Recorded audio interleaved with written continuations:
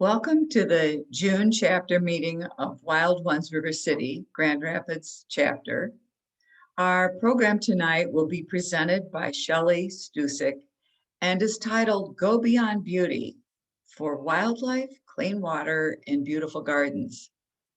My name is Marty MacArthur, and I'm president of Wild Ones River City, Grand Rapids, Michigan chapter. I like to begin our monthly chapter meeting with our Wild Ones mission statement, which is, excuse me, I just moved my little button here and now I can't see my notes. Just 1 minute. There we go. Okay. Which is to promote environmentally sound landscaping practices and to preserve biodiversity through the preservation, restoration, and establishment of native plant communities. Our motto, healing the earth 1 yard at a time. I have a few chapter business items that I want to tell you about before the presentation begins. On June 4th and 11th, we, River City Wild Ones, partnered with some of the Native Plant Guild members, in particular, Tammy Lundeen, Deb Montgomery, and Rebecca Marcourt, to sell native plants at the Fulton Street Farmers Market. The response was excellent. Wild Ones members helped with questions and shared information about River City Wild Ones with interested people who wanted to know more about native plants and the plants they were purchasing.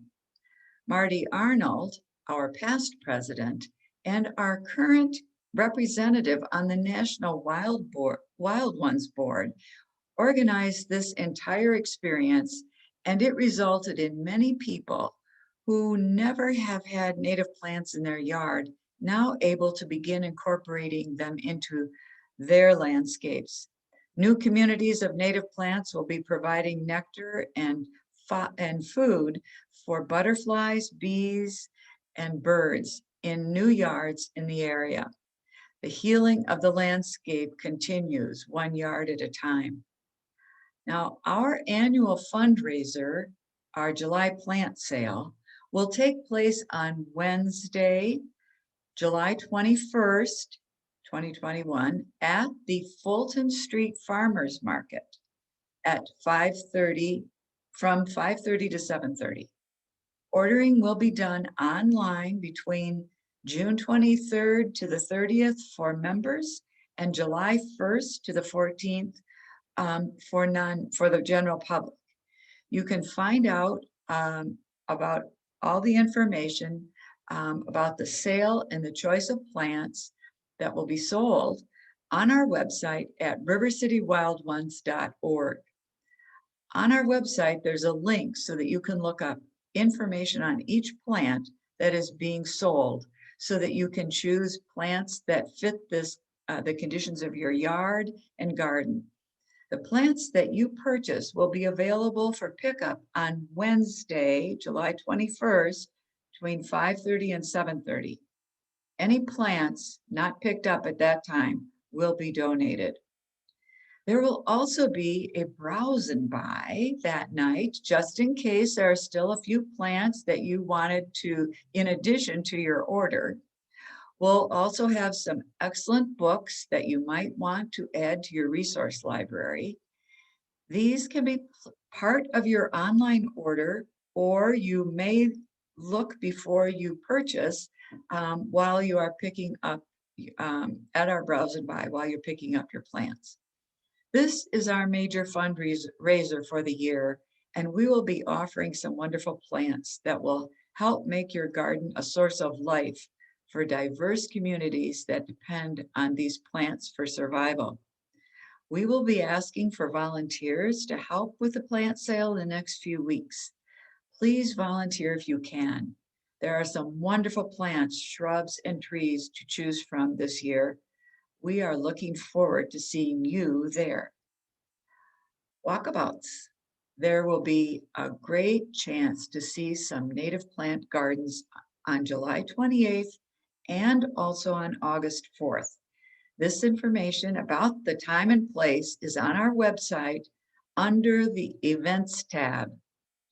Tonight, I'd like to send out a special thanks to Linda Schuster for writing a recap of tonight's meeting and program.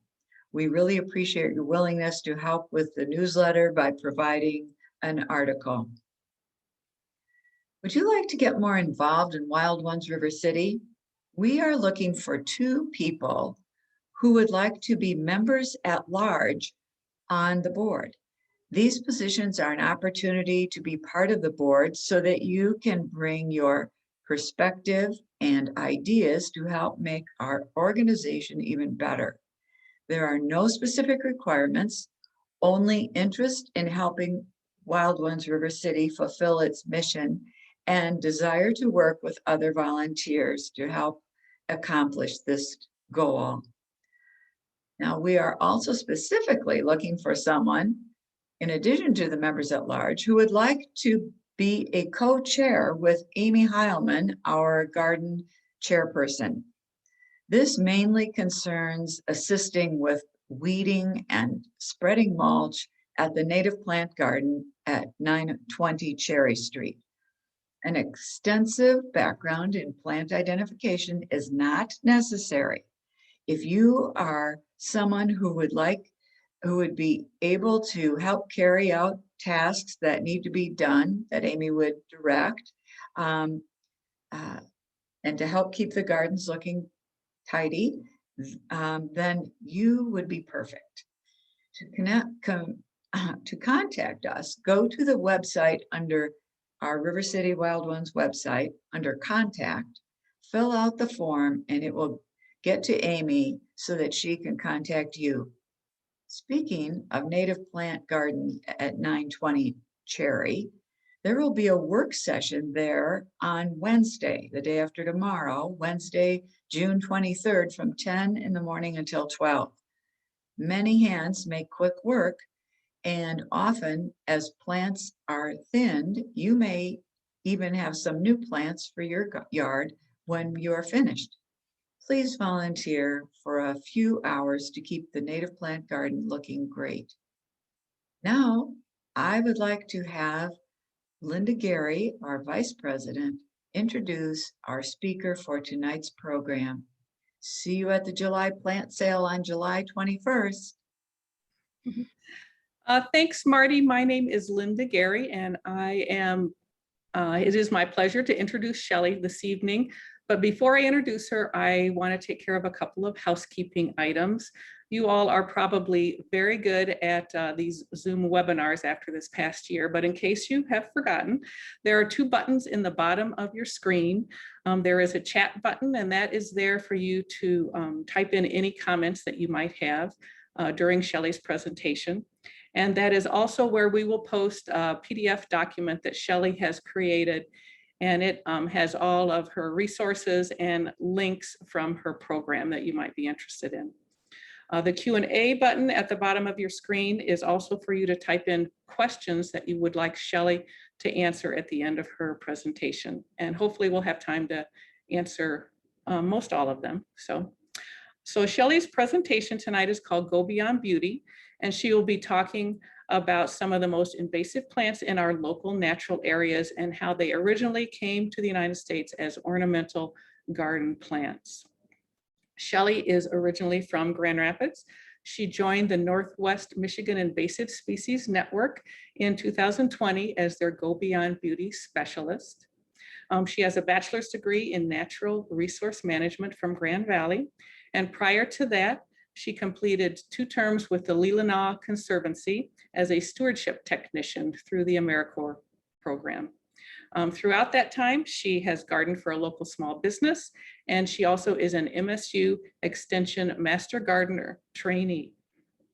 She is very well qualified to talk to us tonight about invasive plants. So I welcome Shelly, and here we go. Thanks so much for being here. Hi, thank you for that introduction. I appreciate it. I am so excited to talk to you guys today, not only because Grand Rapids is where I'm from, but just to share about our Go Beyond Beauty program and talk plants with you guys. I'm going to go over a little bit of our ISN, our organization, and what we do, the Go Beyond Beauty program itself. And then I have some examples of invasive species, just like a couple of cherry-picked invasive species and some native alternatives, in addition to some resources for you guys today that you can take home and find out a little bit more after we're done here today.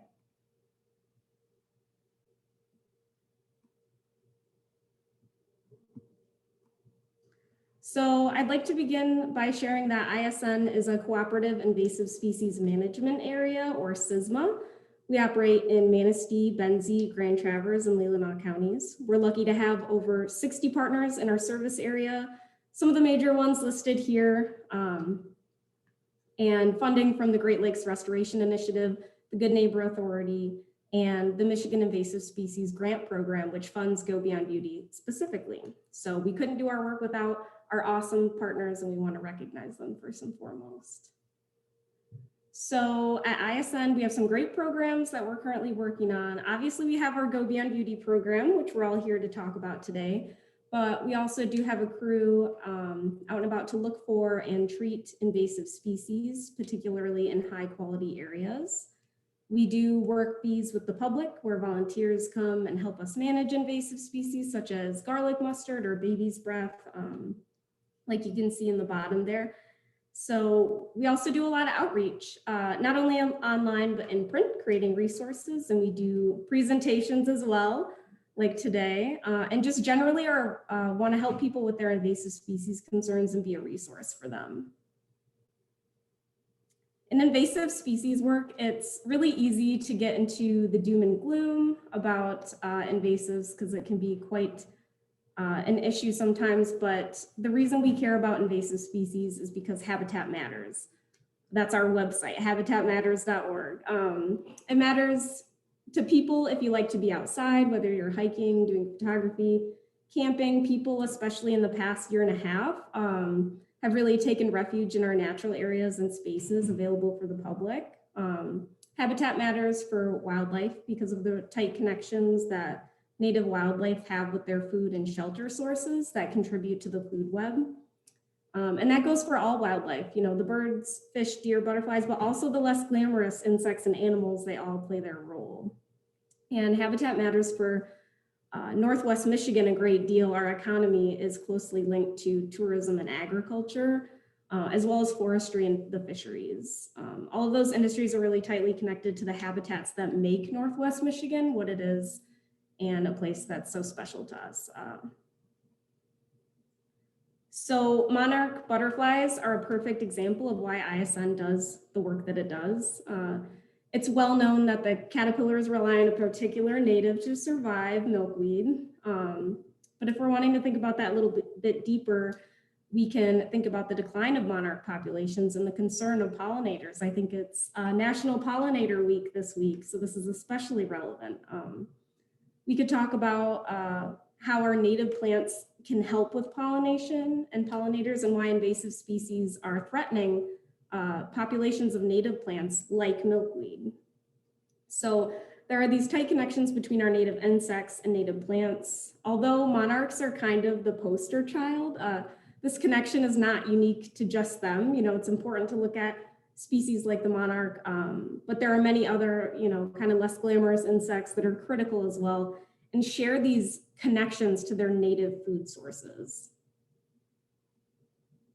So there's a lot of talk about, a lot of people use the word invasive. So here's what I mean. It means that it's non-native. It was something that was brought here from another place. You know, people don't like poison ivy, and they say that it gets aggressive and it's invasive, but it doesn't technically qualify because poison ivy is a native, and it actually has a lot of habitat function for wildlife that, you know, don't get it blisters like some humans do.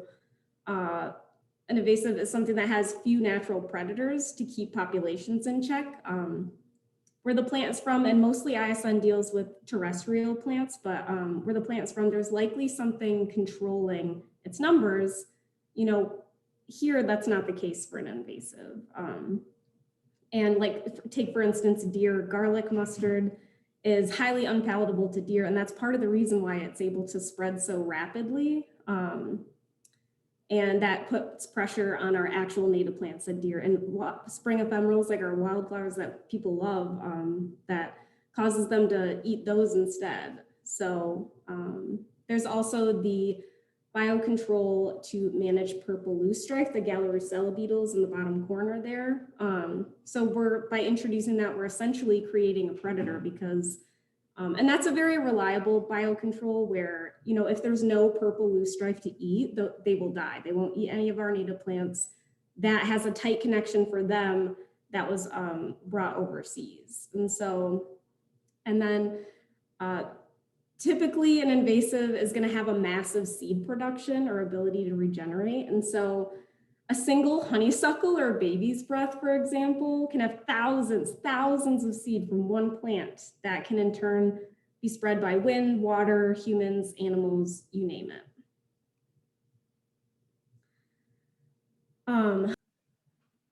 So we were talking about the formal definition of what's an invasive. It's a non-native species that harms people, the environment, or the economy. So ISN does its work in this kind of introduction detection area over here, down at the kind of bottom left. And that's not only because it's easier and cheaper and more feasible to control and manage invasive species before they get out of hand. And that's what we call early detection, rapid response, because, you know, we are publicly, you know, funded through grants that we want to make the most of our money, just like anyone else. But it's a lot easier to take care of a few purple loosestrife or garlic mustard that's just on someone's property than, you know, years later when it can spread and get really bad with the whole population.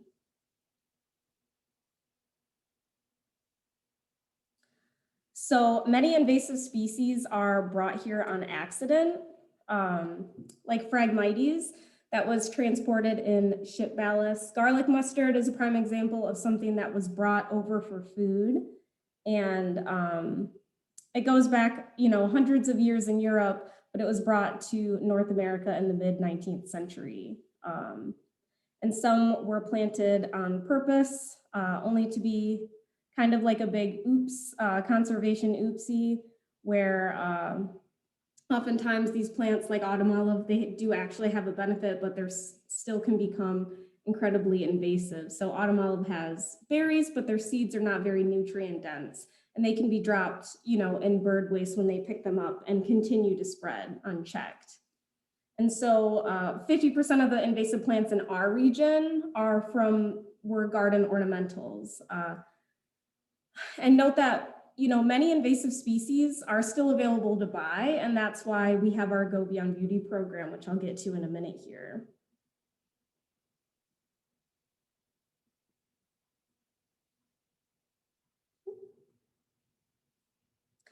And, you know, how do these invasive species spread? A lot of the obvious ways are that, you know, things with berries, birds will disperse them out of sight, out of mind.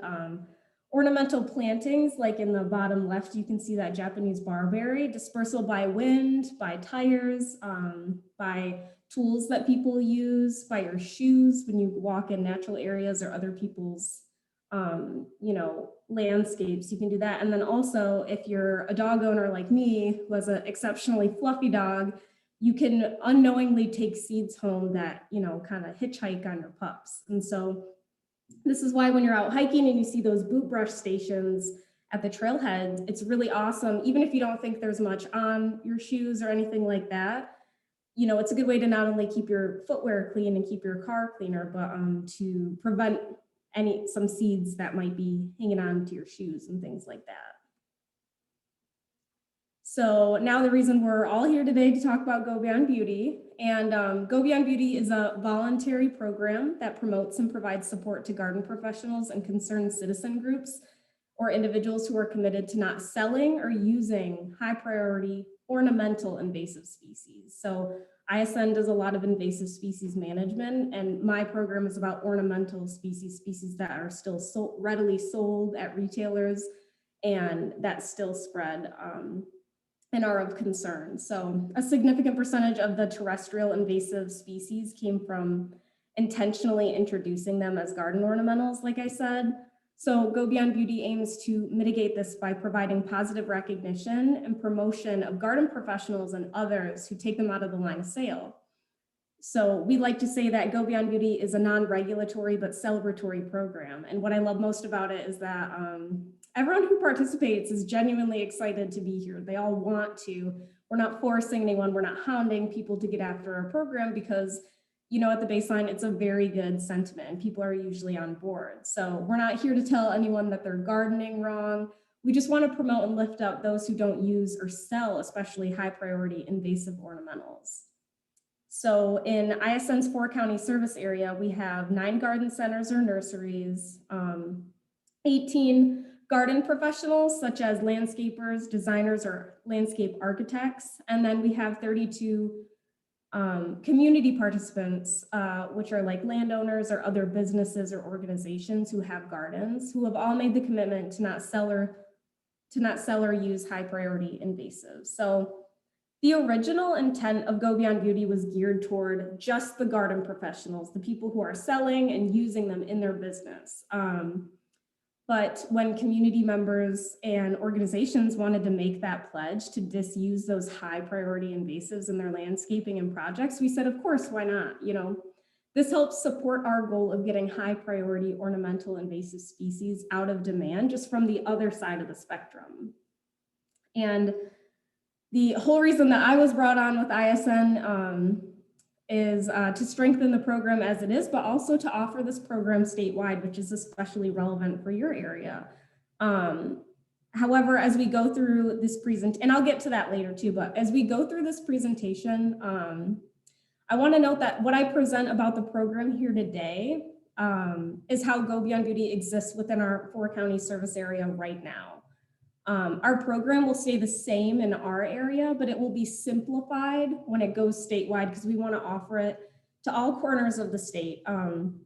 But in order to do that, we have to simplify it at its base level. So a lot of like the really cool fun stuff is stuff that we're not attaching on to our statewide expansion, but certain areas will be able to add on should they want to. But I'll get to that a little bit more later. So that's an exciting prospect. So Go Beyond Beauty is free at the basic level to business and community participants alike. However, we do have an achievement program for those who seek additional invasive species education or training. We're happy to provide them with that and that recognition for those business participants. So our silver and gold level achievements for garden professionals consist of half and full day invasive species trainings for an annual fee, and that's regardless of number of staff. They receive additional recognition on outreach material and signage. Speaking of which, I'd like to recognize our gold level garden professional, which is Old Mission Associates, for their participation and enthusiasm for the program. You can see a photo here of part of their training with our coordinator, Katie Griziak.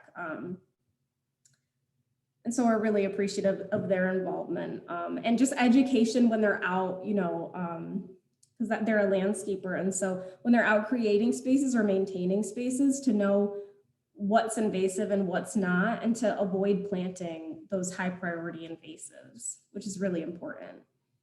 And the silver and gold achievement levels for non-garden professionals look a little bit different, but with the same intent behind them. So where organizations, community members, or landowners, anyone with a garden that they manage, can receive a site visit to identify invasive species on site.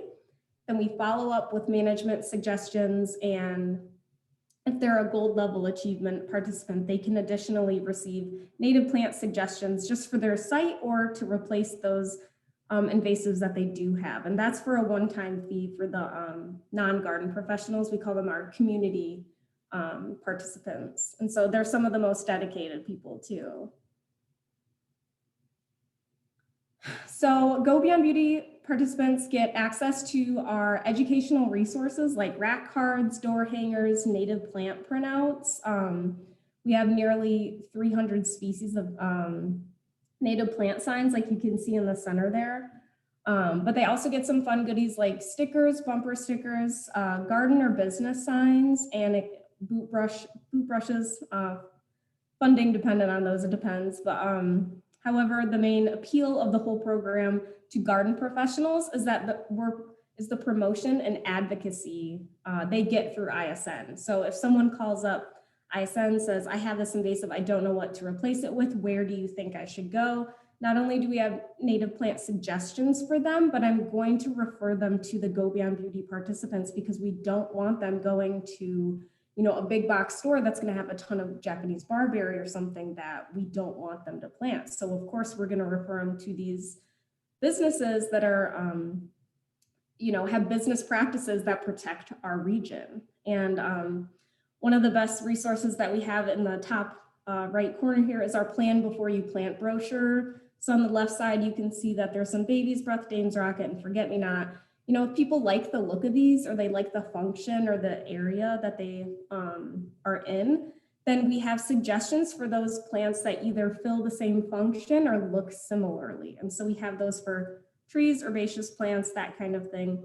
And that is actually, you can't get the physical, you can see, we have a PDF of it on our website, which I'll show you later, but that is something that you can check out. And I think is a really good resource and really popular when we do events because it's kind of easy. And so the native plant signs we do offer to our participants for at cost. If you have a native garden display or something like that, or if you're a community participant and you want like a display garden, we have aluminum stakes and UV coating. And so we offer those at cost for our participants. Otherwise, they can request a printable PDF for free. And that's a great way to, tell everyone about our native species. And you don't really have to have that conversation because it's written right there, and just kind of a good resource for them. So like I said, the biggest draw for business participants is the promotion, not only shout outs in our presentations and the exclusive referrals, but we also, Go Beyond Beauty had just started after direct feedback from participants. They really want some like time specific information about what they're doing in their business that they would love for us to recognize. And so we're doing that through Instagram and Facebook, and that kind of gets at an audience that they might not reach on their own with their own social media, where we're kind of bridging the gap there with attention and audience. And so we also do events like native plant sales at Go Beyond Beauty nurseries. We'll have a table to set up for information and promote that. We have our Japanese barberry TradeUp days, which I'll get to more later. We do presentations on site and, obviously virtually in today's day. And so something I keep mentioning is high priority invasive species. And you may be wondering what's high priority. So ISN has a long list of invasive species that have been used in landscapes. They vary in habitat impact and concern, and we've sort of separated them into, at the bottom right there, you can see historically used species. So these are no longer really commonly planted, but they still may thrive and spread in landscapes. This is like Queen Anne's lace, common St. John's wort, that kind of thing. And awareness species are commonly planted in ornamental landscapes, are either invasive in our region or may become increasingly invasive over time. These are the species that we recommend you replace when you have the time or budget, snow on the mountain, myrtle, I think we all know that, English ivy, privet, daylily, that kind of thing. And then we have our high priority plants that are among the most serious threats to natural areas in Northwest Michigan. I have to say, this is for our region specifically, but they can be highly invasive in other areas as well. And so the two top pages there are high priority. That's the requirement for our program as it stands now. So that's what Go Beyond Beauty participants are required not to use in their landscapes or sell in their businesses, are the top two pages there. And if a participant wanted to go above and beyond and not sell or use invasive species on this whole list here, they could be a champion of Go Beyond Beauty. And so far, no one has taken us up on this offer because it's quite a long list, but I'm still hopeful. And here's our high priority ornamental invasive list in detail. So we strongly recommend avoiding planting these and taking steps to ensure that the plants in your garden don't impact the surrounding natural areas. Our efforts as a community to minimize new plantings and manage the existing populations now will help decrease future risk. And so we don't require everyone in our program, if they have, a couple invasive species on our high priority list, we don't. As far as the community members, the non-business participants, we say, here we'll give you all the tools to get rid of these species.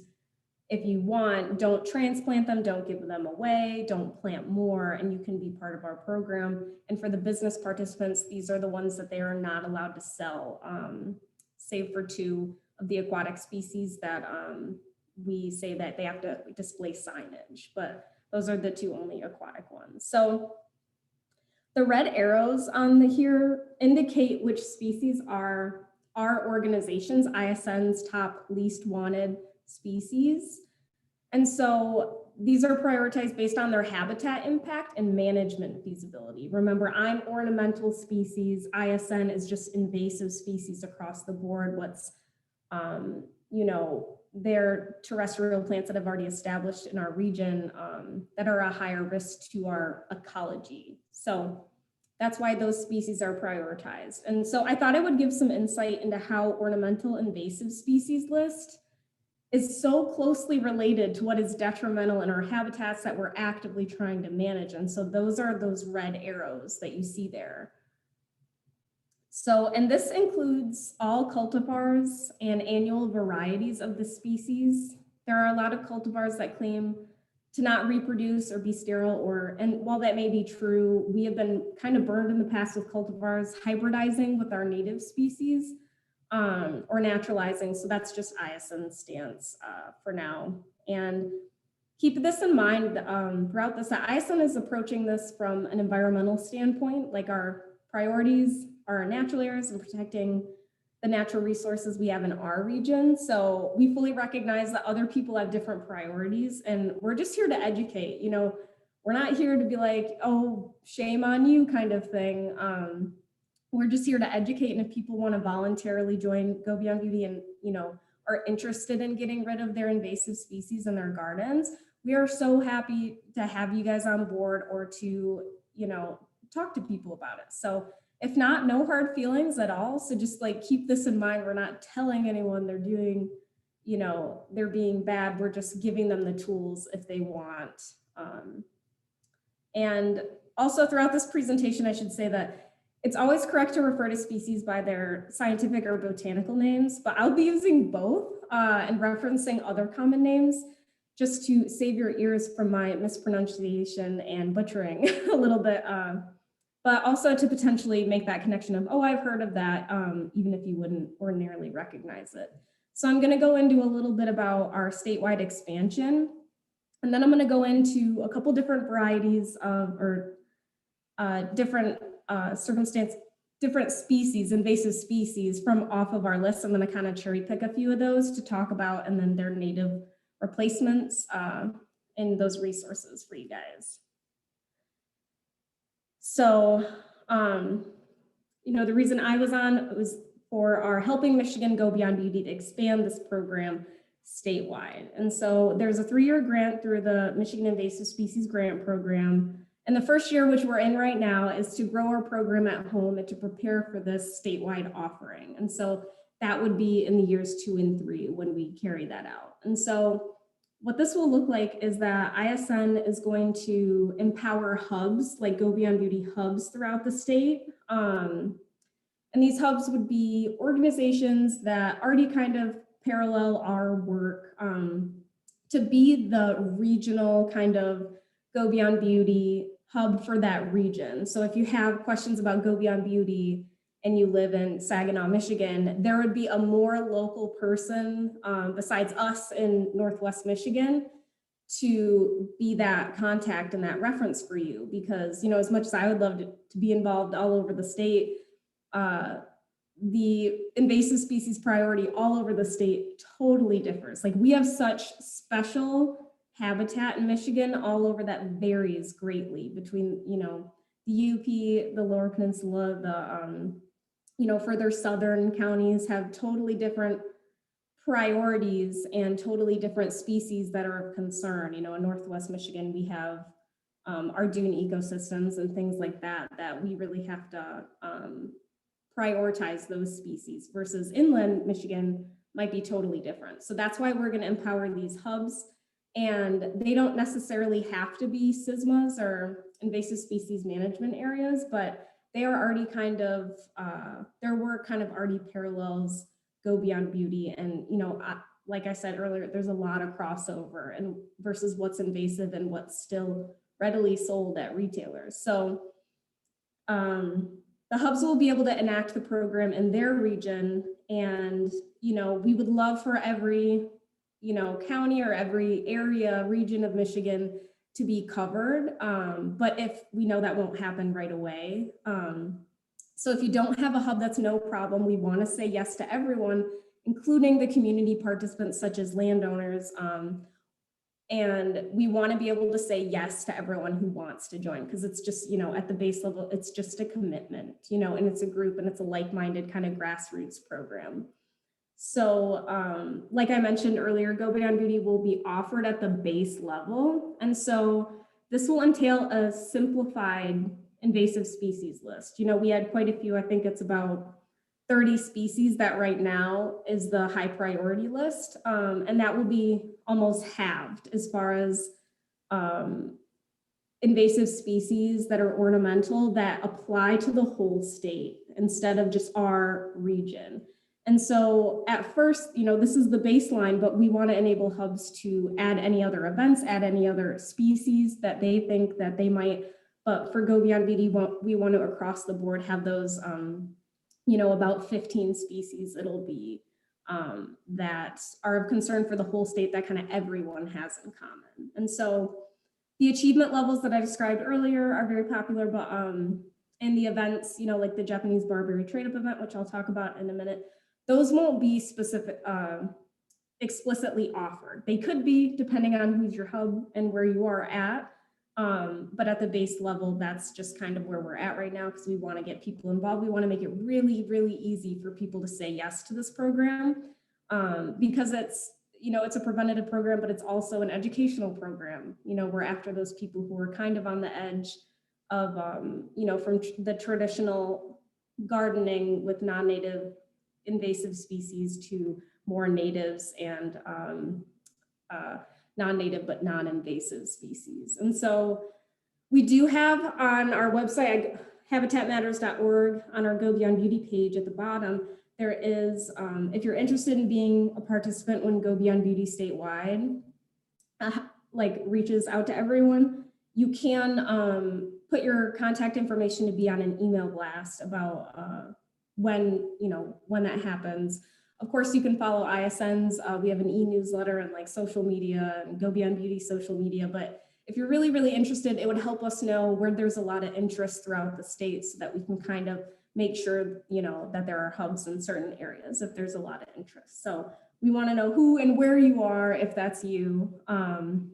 And yeah, I'm really excited. This is going to be such a great thing to offer to the state of Michigan, and I'm really excited about that. So now we're going to get into a couple invasive species native alternatives now.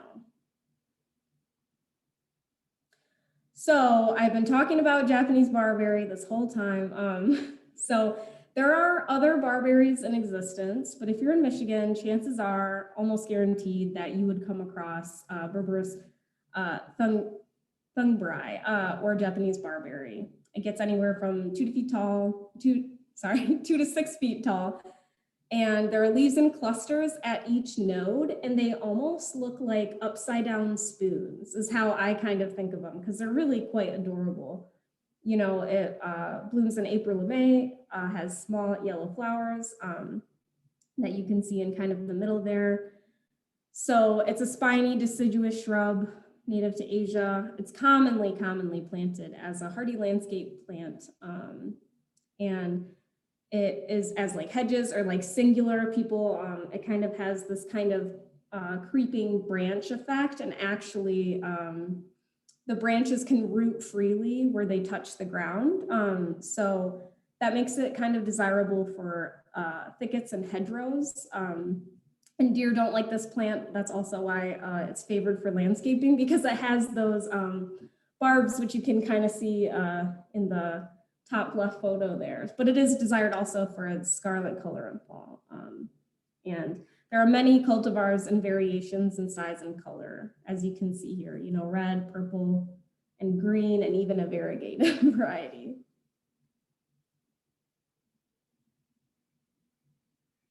So something I hear very frequently is, I don't understand why this plant, you know, whatever plant we're talking about, is invasive. It hasn't spread anywhere in my garden or yard. And so typically these are areas around these plants that have mulch or lawn that is mown, so you might not see what's happening behind the scenes. Animals like birds will eat these berries and disperse it to locations that are way less managed or even seen on a yearly basis. They disperse them to natural areas or unseen areas, and they spread quite aggressively and displace native plants because there's no natural predators. The deer don't like it. So if the animals don't eat it, guess what? They're eating the nearby native plants instead, so giving this species an advantage, which is a very common trait that you'll hear throughout this presentation. So hopefully these pictures depict this process well. Even if you have just that one plant in your yard, you can take it, you know, it can spread. And so the bottom left photo here is actually local to our service area in Manistee County. And so while ISN tries to get to as many locations as possible, we have to prioritize where we spend, you know, our efforts and our funding. And so another thing I also hear is, I don't want to get rid of that plant, the birds love it and I want to feed them. So there's a whole natural food cycle going on with native plants like I discussed earlier. And so while it's true that invasive plants like Japanese barberry produce berries that the birds like to eat, burning bush is another one, they stop that food web cycle at just kind of like a cheap meal. That plant's literally only offering a meal, not even a super substantial one. It's not offering the food and habitat that birds need to raise their young. And so while all this is going on, the spread of invasives is outcompeting the plants that do provide the habitat and insects that birds need to raise the next generation. And so the things that make Japanese barberry and so many other invasives desirable for ornamental landscaping contribute to why they are problems, like the lack of herbivory by deer, the density thicket forming, people like that, they're tolerant of all sorts of soil types and sun requirements. You know, these are all reasons that people love them in their landscape and why they do so well and displace our native plants. And so in addition to that, it changes the soil chemistry where it grows, raising the pH and making it more basic. And, you know, the dense thicket forming tendencies Japanese barberry creates a perfect level of humidity and environment to harbor black-legged ticks, which are a known carrier of Lyme disease.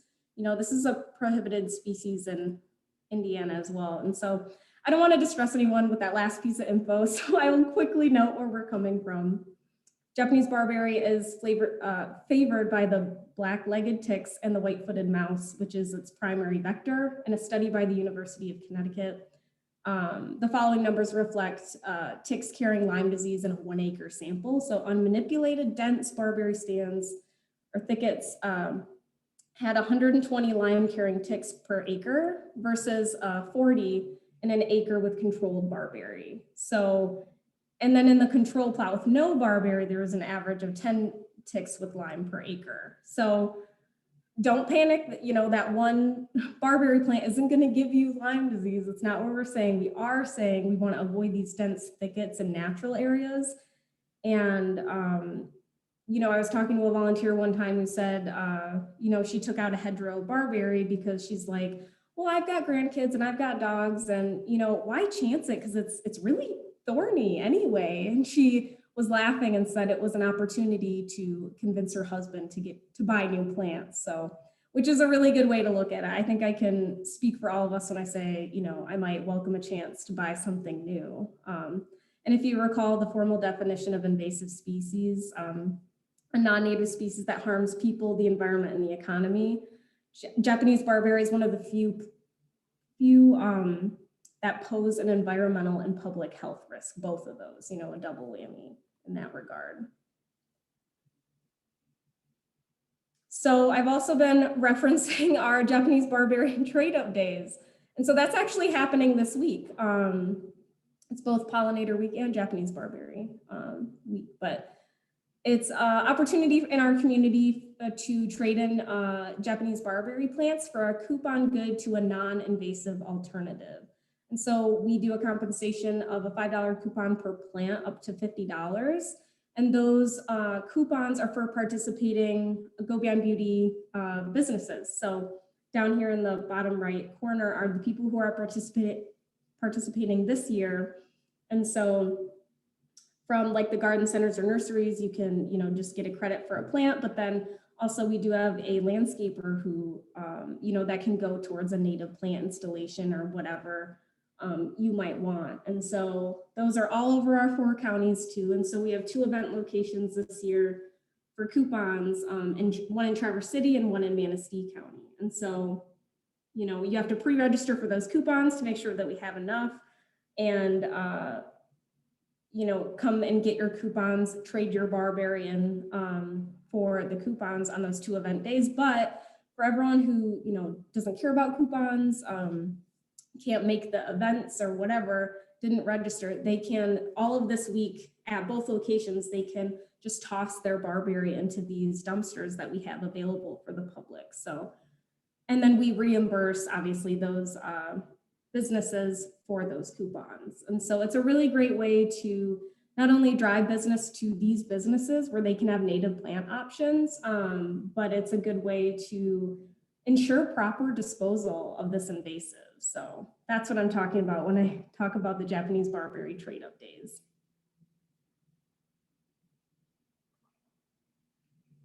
So now that I've said barberry, you know, 1,000 times, I'm going to get into a couple native alternatives that we recommend. You can't just tell someone get rid of your barberry without telling them what they can replace it with. So a couple species that we like to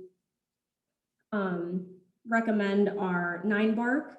So there is we don't typically, you know, we would love it if someone replaced an invasive with a native cultivar, but, you know, we do typically recommend, you know, straight natives, but there is a cultivar of 9-bark called Little Devil that fulfills, you know, if you really like that darker color,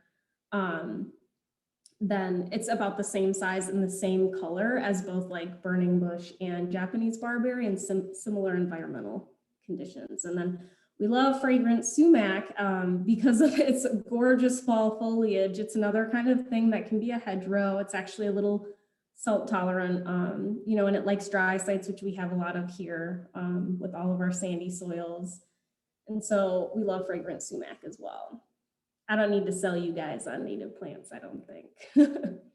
But I will know, because this is my fun slide, is that, you know, if you're looking for color, I love gardening and taking things inside. And so both of these species are great color, and they're highly sought after for winter arrangements. I don't know if anyone else does that, but they're a little higher maintenance as far as requirements goes, but because they like to be a little bit wetter than typical species. But I have seen people use at least redders or dogwood in rain catchments, or you know, on their properties. People who don't have gutters, they, you know, get pretty wet in like the corners of your houses. And I've seen some gorgeous gorgeous dogwood, redders or dogwood around town, and that's got a great bloom like about right now too. So that's a creative way of trying to solve problem for watering for plants for those who like a little bit more water, but also a lot of people irrigate their gardens, you know, or already have that kind of set up. So,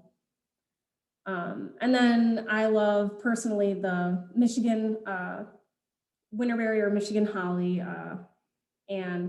but this is dioecious species, meaning male and female flowers grow on separate plants, and you need both the male and female if you want berries on the female. So that's just a consideration.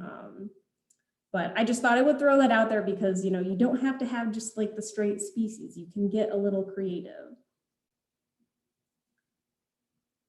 And to talk about a Calorie Pear, which is invasive tree, which was actually just recently added to ISN's top 12 least wanted species, and it is a garden ornamental.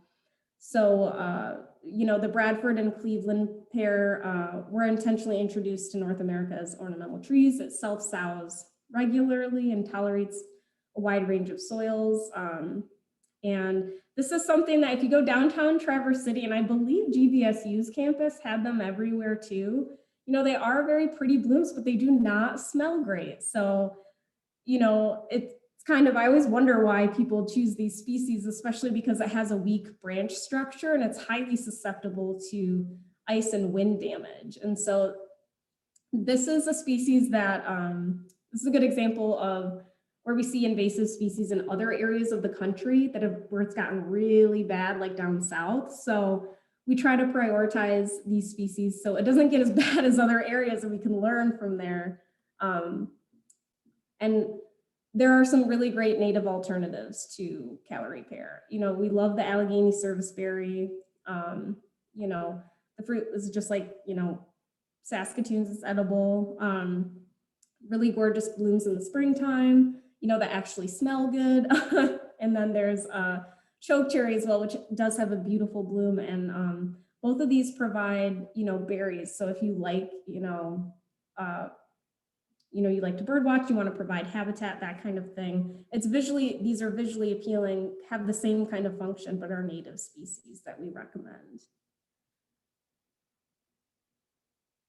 And then this was commonly known as Oriental Bittersweet, but in order to be a little bit more culturally sensitive, we call it Invasive Bittersweet. This is a deciduous woody twining vine. It's extremely shade tolerant, which is kind of an issue because it can girdle trees and it reduces the photosynthesis when it kind of swallows the tree whole, if you will, and it will kill other plants, you know, besides trees as well. So this is commonly planted because the bright orange berries are used in crafts. This one has like an extremely sensitive root system. It resprouts from fragments. So typically, you know, this is one that we would recommend typically in herbicide treatment and not necessarily to pull down because sometimes that can make the problem worse. So, you know, this is a restricted, prohibited species in Indiana, noxious weed in Minnesota, restricted in Ohio and Wisconsin. Michigan doesn't necessarily have the as stringent of environmental regulations as other Midwest states, but that's okay because we have our grassroots program like Go Beyond Beauty and we're trying to educate folks. And in the bottom left here, you can actually see a 2-for-1 invasive species surprise with a purple, dark red Japanese barberry and bittersweet in the same photo there. So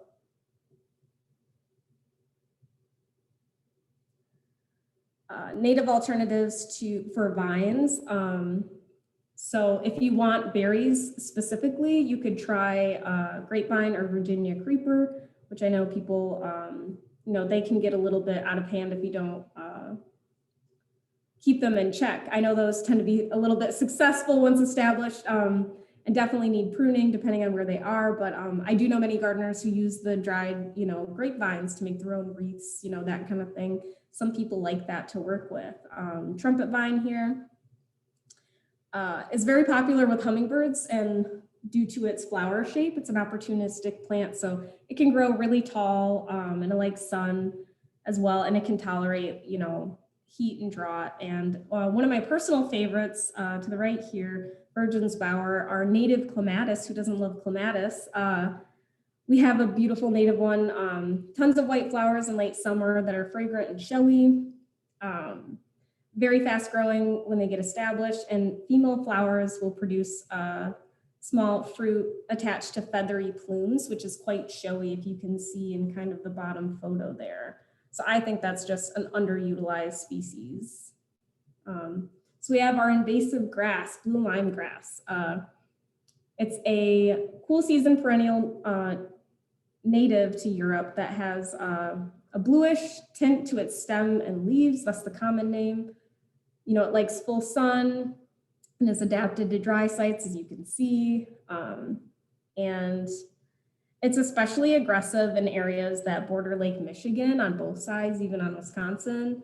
As you can see from this little pathway here, it looks gorgeous, right? But that's not what we want in our dune ecosystem. So the reason why it's a problem is because it stabilizes the dunes, which is ironic, you know, kind of why it's planted. So because, you know, many people in this region, especially up here in Northwest Michigan, like to build homes or structures on dune ecosystems, but ordinarily they like to shift. You know, shifting sands is what makes these dune ecosystems so special, and that habitat is home to rare species such as like the pitcher's thistle. So it takes advantage and establishes on shorelines when water levels are low, much like other invasive species like Phragmites. And it provides, you know, like any invasive species, it provides little food or habitat so that the native, it can outcompete the native species. And so it can sprout from rhizomes and root fragments. So like mechanical methods of removal aren't recommended.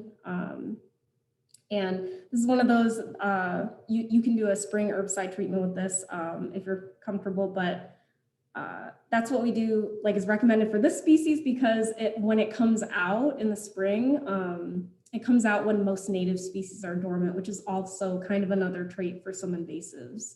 You'll see, especially, you know, the woody ones too, but this is also a good example of why it's good to know scientific names, because this is often labeled as blue dune grass, which is kind of misleading because, you know, that kind of sounds like a native species when it's not.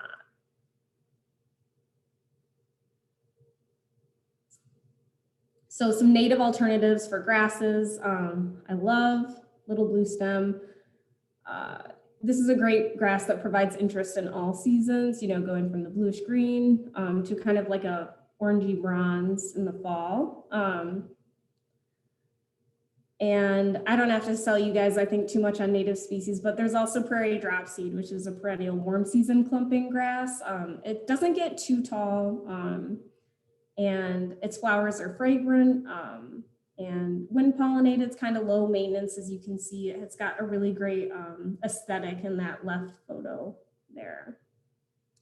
So, and something that I think needs to be said more often is that when people like birds and insects, it's not just the flowering species, it's bird habitat needs more than just trees and shrubs. They need grasses for their whole food web and life cycles. So just something to keep in mind. And this is an awareness species for Go Beyond Beauty. Moneywort, it's also known as creeping jenny or creeping yellow loosestrife. So this is similar to myrtle. And once you have it, it's really hard to get rid of this species. So it's found in open wetlands, floodplain forests, wet meadows, lakes, ponds, rivers, streams. It forms dense mats and it reproduces vegetatively by stems. And so that can also be dispersed by water. And their yellow blooms, you know, starting now, June through August. So this is why we focus on prevention so much. And this is something that you can find in like hanging baskets and things like that. But even if you were comfortable with herbicides, this is something that no herbicide has been found to be effective on. So you really have to get every single fragment of this dense mat if you want to get rid of this species, which is why we, you know, urge people to not buy it in the first place. And so, you know, if you do have this in a hanging basket, they're very, very common. You know, we just ask that you don't compost those. You know, you throw those invasives in the trash because they're allowed to go in the, invasives are allowed to go in the trash. And just don't compost those.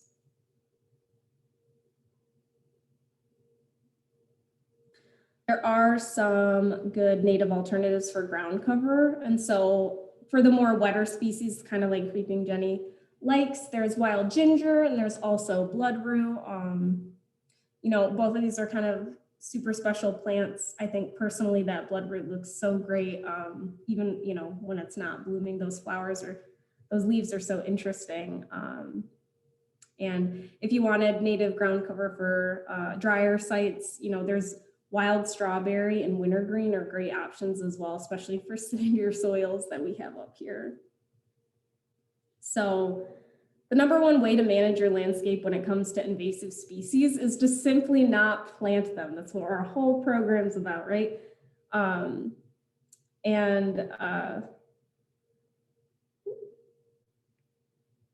go back, sorry. There, you know, are really only a small number of plants that cannot be managed with mechanical techniques alone. It's just, you know, invasive species is not a one and done. You really need to monitor the site because if it's by seed dispersal, guess what? Your whole seed bank is probably just full of those seeds that can stay dormant up to, you know, 10 years, some of these seeds. And so even if you do use a chemical treatment for an invasive, you still have to look for suckers. You still have to, you know, kind of watch your area there. And so for woody plant management, there's mechanical techniques, which is exactly what I'm going to recommend for woody plants like Japanese barberry that we were talking about, because when they're small, they're really easy to pluck from the ground. And so for larger shrubs that are basically small trees, you know, there are options to girdle or like repeated cutting, you know, that kind of thing for mechanical techniques. You know, those do work. It's just a matter of being consistent. And as far as chemical treatments, there are considerations with timing. So you don't want to, first of all, you don't want to, even with mechanical techniques, you don't want to remove a barberry plant that has thousands of berries on it, you know, and you're dropping them everywhere and just reintroducing them. And you don't want to apply a chemical treatment in, you know, at just any time of the year, especially spring or early summer, because think about where the flow of nutrients are in a plant. You know, guess where the flow is in spring and early summer, it's going out. You know, you don't want to spray and take it out into their flowers and berries. And so typically late summer to fall and early winter are great times to do a chemical treatment since the plant is bringing those nutrients downward into their roots, which is where you really want a chemical treatment to fully, you know, go and kill the plant. And so what we recommend, if you wanted to do a chemical treatment for woody invasives, we really favor the cut stump method, which is where you cut it as close as you can to the ground, and then you touch the outer layer of cambium with a general use herbicide. And so following the label, of course. And so, you know, it's a common misconception that especially with herbicides that you can do your application and boom, it's done.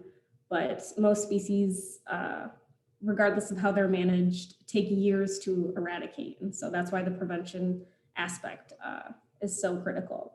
So in 1994, legislation was passed to exclude compostable items from landfills like yard waste, but exceptions were made for those yard waste that composed of invasive species. So the proper disposal method for, you know, is in the trash. You can compost some species, you know, or cut them at certain times of year and then burn them, especially woody. But as far as, you know, that's the law that they can be disposed of properly. However, depending on your trash provider, they might have certain stipulations. Like I think for American Waste requires you double bag and label some invasive species. And, you know, some people just need it bagged.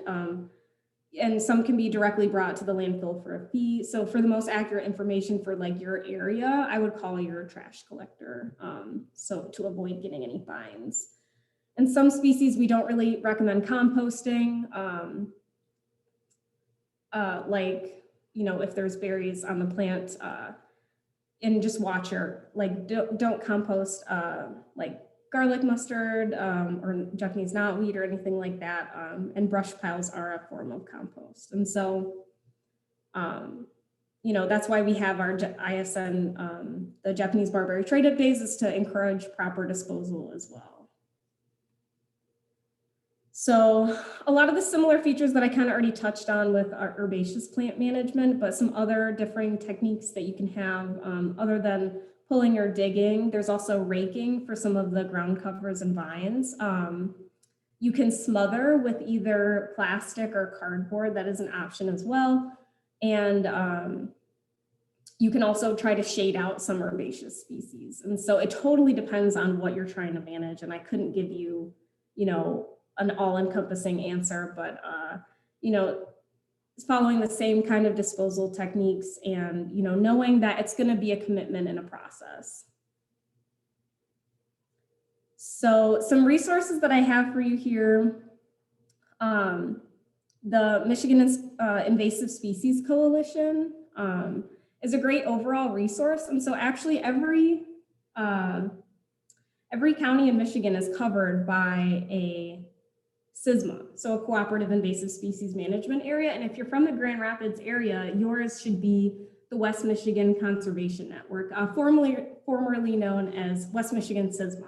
And so that's, you know, your county's contact for invasive species. And I actually went on there earlier today, and they have some downloadable resources. You know, you're welcome to look at ISN's page, you know, and look at our resources too, but there are some specific for your region that I encourage you all to check out on their website. And so another really, really great, I cannot drive this home enough for, you know, gardeners and whoever, just anyone interested in invasive species, is MISIN, the Midwest Invasive Species Information Network. So this is such an incredible resource because not only can, you know, people in natural resources and like anyone, you know, landowner, you can report invasive species. And this is part of like, you know, a collaborative effort for our region that we want to know where everything's at. If you see something weird in a natural area, even your own yard, you know, you can ask your local CISMA, but you can also try to report that on either they have the website or they actually have an app for MISIN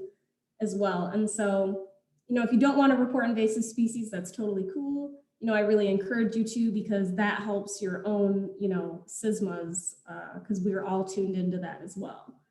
And there's invasive species information and training modules. So we're not trying to reinvent the wheel. We have our own information on invasives for our region, but we send everyone there if they're looking for specific, you know, just general information. It's a wealth of, it's a very user-friendly website.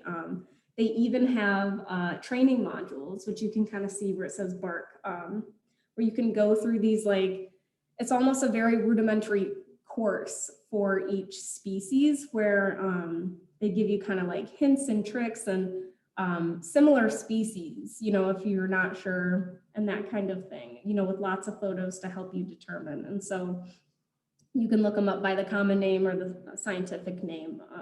That's a resource that we recommend all the time. So, and some more resources for you. Of course, you're welcome to check out Go Beyond Beauty's website. You know, I have it kind of in the top right corner here.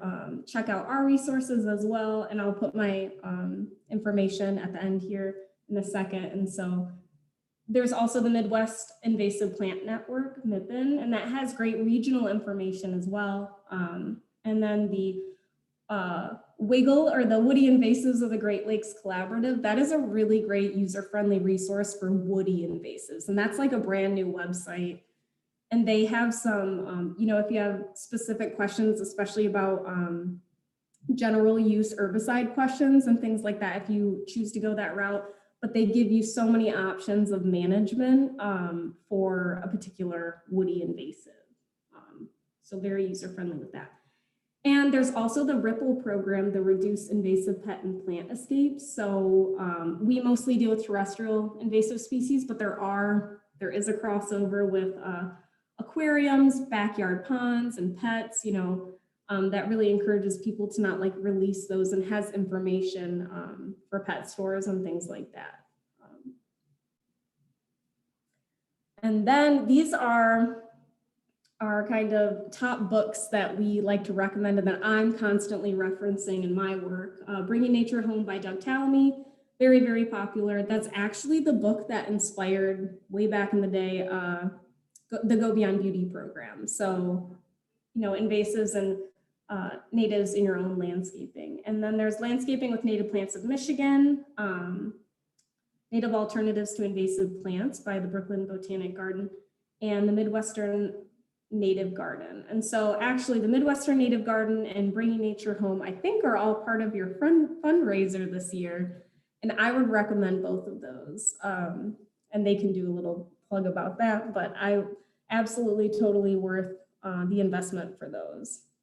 But I like books, old school.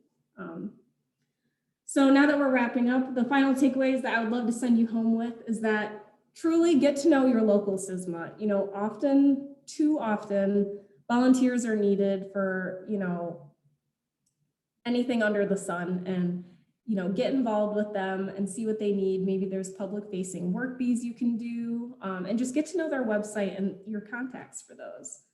You know, we overall want you to stop the spread of invasive species when you're out recreating, you know, and that goes for like boating, that goes for hiking, you know, check your pets, that kind of thing, your car. And of course, report invasive species and don't plant ornamental invasives. I don't think I have to tell you guys that, but those are the take-home messages from our program to spread the word and the resources, and stay tuned for Go Beyond Beauty statewide. We're really excited. And that is it from me. I'm sorry about those technical difficulties earlier. I think that everyone's kind of struggled at some point in the last year, and you can maybe cut my computer some slack for dying on me. Oh, thanks, Shelly. The technical difficulties were no big deal. I'm glad you got it fixed though. So that was a great presentation. So much information you gave us. I want to remind all of our attendees that the PDF that you created is on the chat box, the link to that. So all those links and resources that Shelly's been talking about are in the chat box.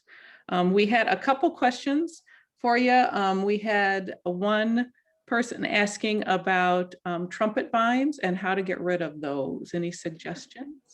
So trumpet vine, you know, it's a little bit controversial that I put that up there, but trumpet vine is a native species that, you know, if you wanted something low maintenance, you know, they do kind of, I've heard that they can get out of control for some people depending on where they are, but just like grapevines, you know, grapevines are all over, but they're a native species that, you know, I would rather people plant, you know, an aggressive like native plant over any invasive ornamental and that kind of thing. But it just depends on your landscape. You know, some people have really tailored landscapes and yards and they prune back every year. You know, I wouldn't recommend someone planting trumpet vine unless they were willing to put in a little bit of work to prune those back. But they are really, really great for hummingbirds because of their flower shape. So take what you will with that. Yeah, they are quite beautiful, but I know they can be a problem too. So next question was, are there any sedges on the high priority invasives list? No sedges, the Carex species on, here, I'll double check really quickly.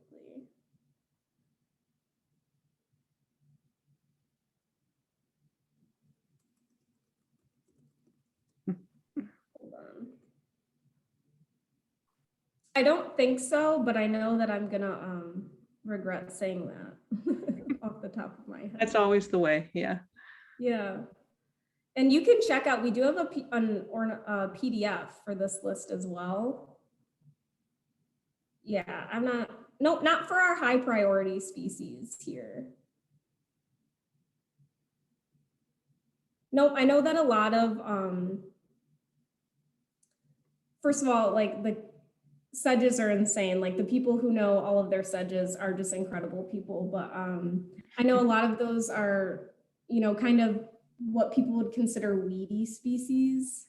But no, they're not on our high priority list or our awareness list for ornamentals. But that's also, it's an ornamental invasive list. So we do have the blue lime grass, but that's not a sedge. Yeah.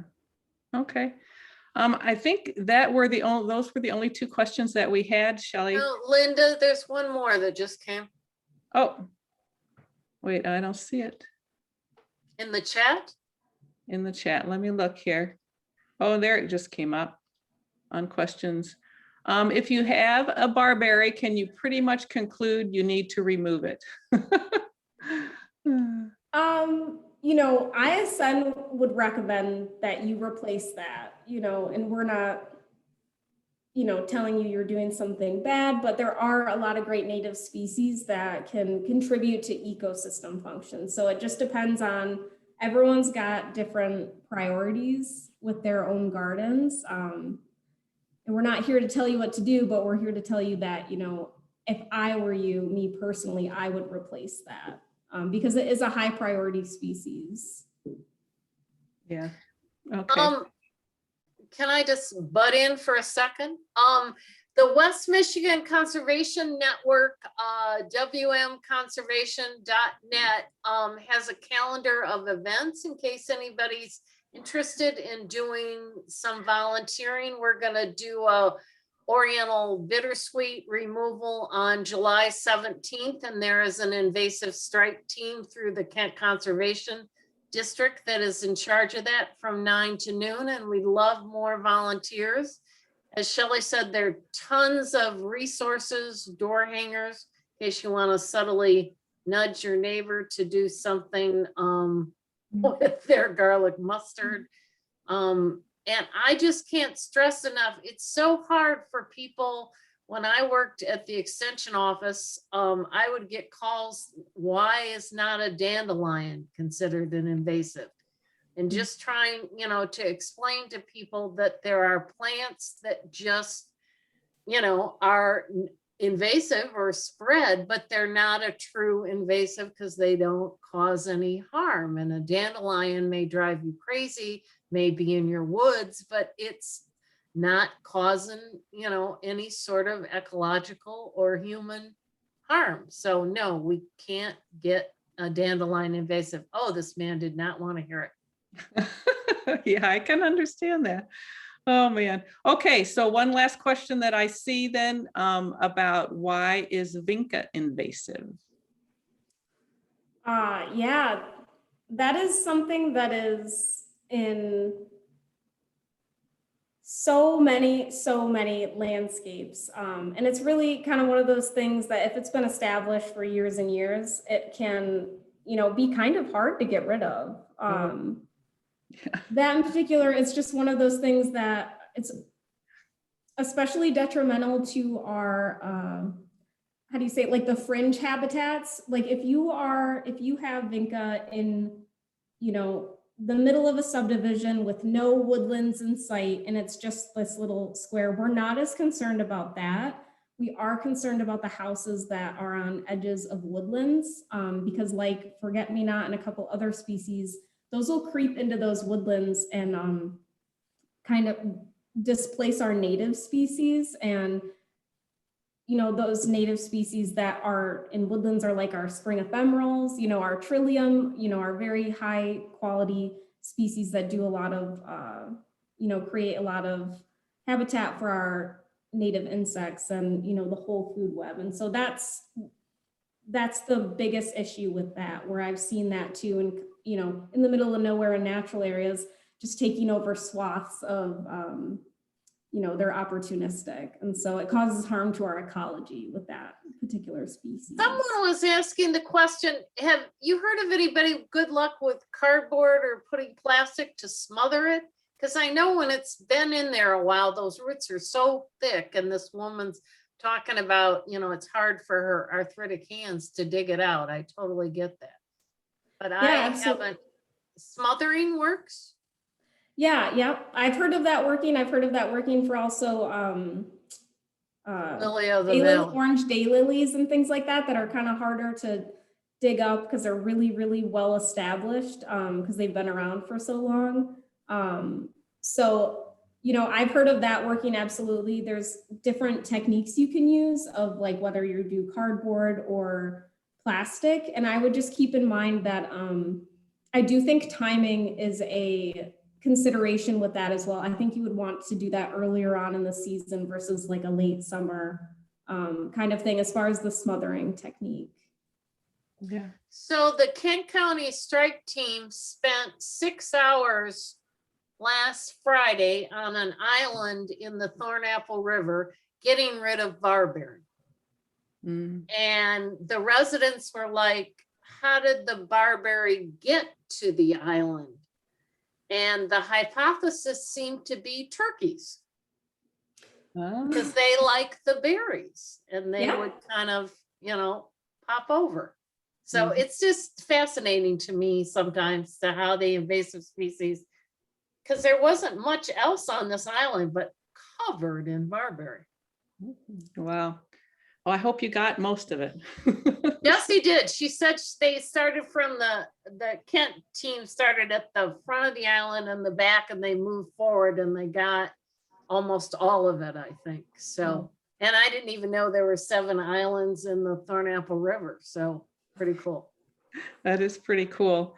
Well, I don't see any other questions. Jenny, do you have any more comments or anything? No, I'm laughing at Marty McCleary saying she regretted planting Lily of the Valley. How many of us can raise our hand to that?